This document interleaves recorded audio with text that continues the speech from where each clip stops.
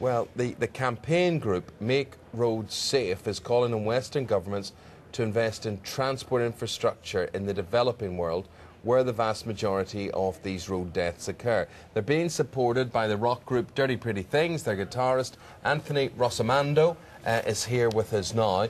Anthony, good to see you. How do you think you and what you do can actually reach out and touch and affect these figures? Well, I guess the most important way that we can reach people is, our audience is in the age range of 15 to 25-year-olds, which is the road accidents are the leading killer of that age group here in the UK and in the United States. So since we kind of we can tap into that group, we've kind of combined forces for this next tour, and they're going to be able to set up booths at the gigs. And when you have a mouthpiece and you're in a band like this, I think it's wise to try to use it for some good. So I have to say, of all the things, if I was heading off on a gap year or one of my kids were, or whatever, all the things that I would be worrying about, that wouldn't appear. Muggings and crime, rapes and but all not sorts getting of run over. Yeah, that wouldn't be very high up the list of priorities. Yeah, you would think, don't catch malaria and just watch yourself when you're out at night. But it's actually the road deaths that are actually the leading killer.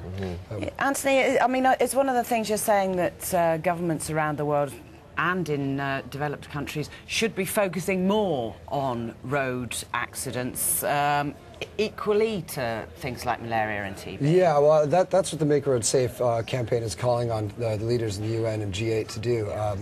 Is just to raise awareness. I mean, it's a kind of lobby that everyone can get behind because it crosses all social boundaries and.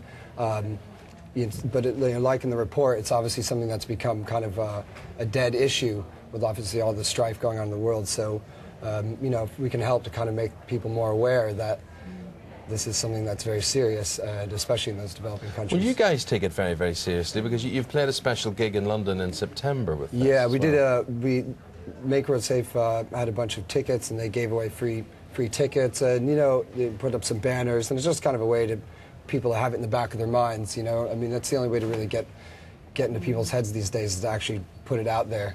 So we're going to kind of continue that throughout this tour in December as well. Now, we can tell from your accent, are not from these shores. You're American? Yeah, I'm from the gas-guzzling giant car driving country. Yeah. And what do you notice about? Do you drive yourself?